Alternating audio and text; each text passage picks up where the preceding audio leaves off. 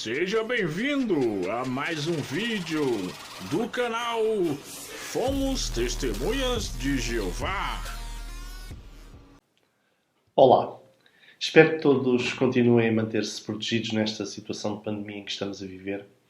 E realmente não é fácil ficarmos fechados em casa tanto tempo, mas temos que continuar a seguir as orientações dadas para a nossa proteção e para a proteção de outros.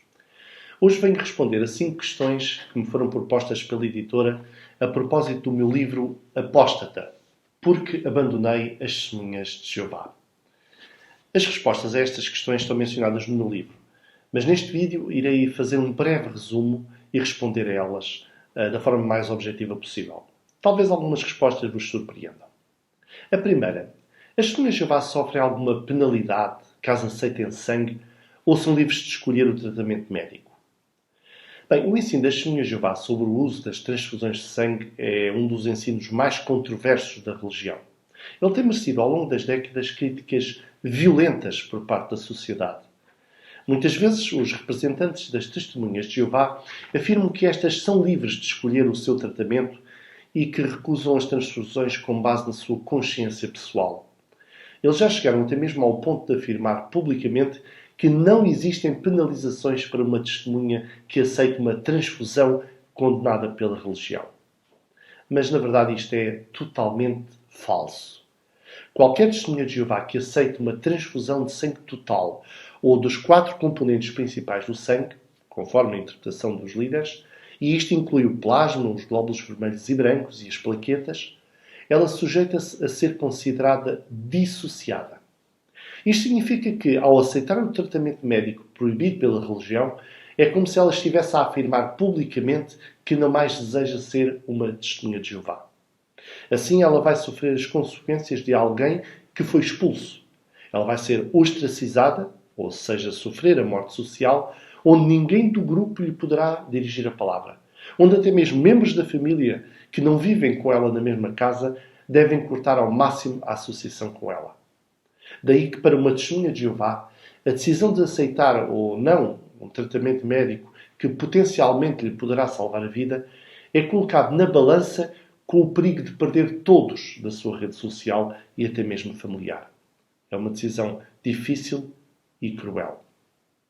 Segunda pergunta: será que as testemunhas de Jeová ganham dinheiro por pregar de casa em casa? Bem, respondendo de uma forma objetiva e simples: não. Elas fazem um trabalho totalmente voluntário.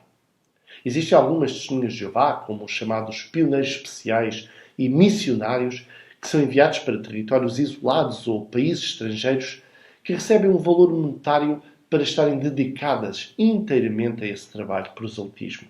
Mas é um valor praticamente simbólico, que cobre apenas ajudas de custo e muitas vezes é insuficiente para manter uma vida digna. Os líderes das testemunhas de Jeová enfatizam vez após vez que é a obrigação de um cristão pregar as boas novas do reino e que cada testemunha é responsável diante de Deus por fazer este trabalho.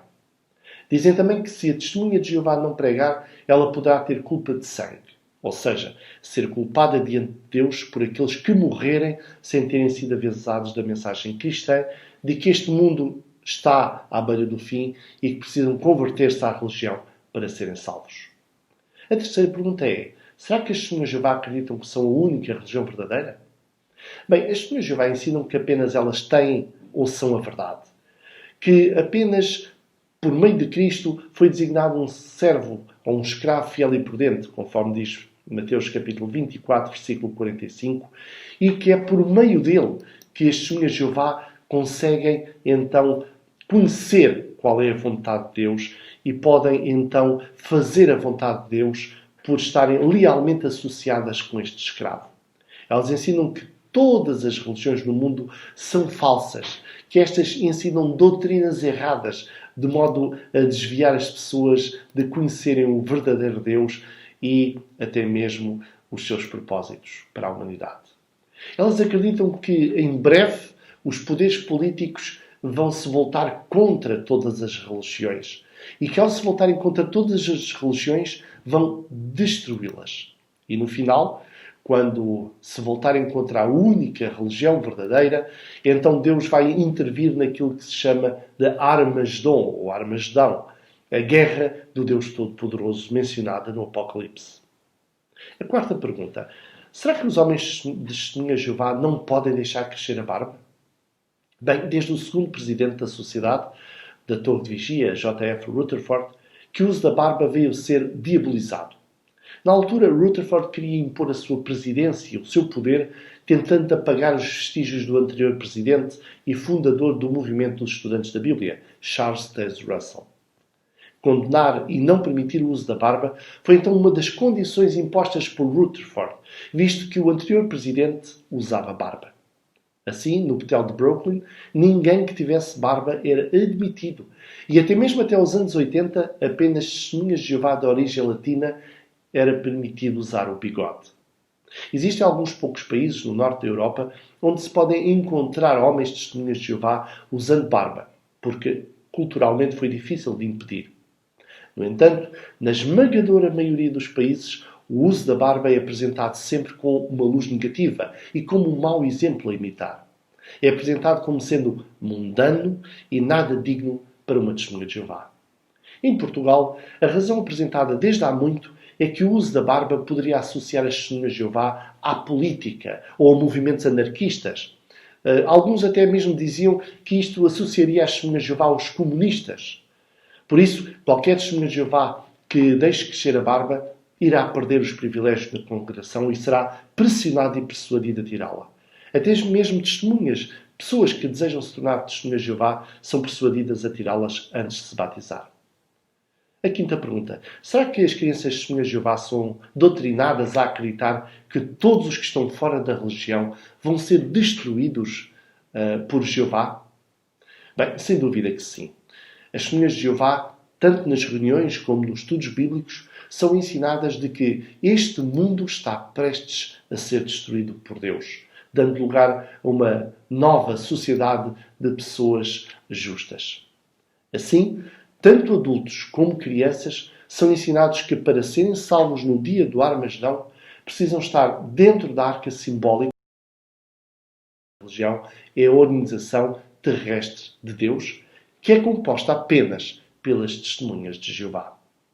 Até mesmo vídeos e ilustrações criados pela organização expõem as crianças a material visual que impressiona e conduz ao pensamento de que todos os que estão fora da religião serão destruídos por Deus, mesmo que sejam seus amigos ou parentes descrentes.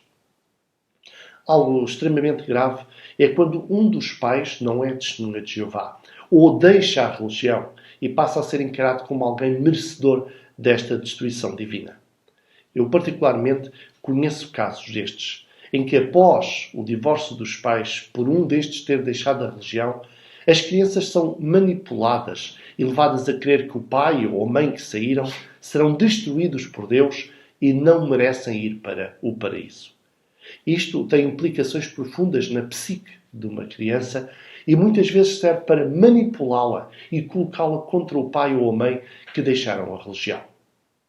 Estas eram as 5 perguntas que me foram propostas pela editora, as quais eu respondi de forma muito objetiva e resumida, mas espero ter sido esclarecedor.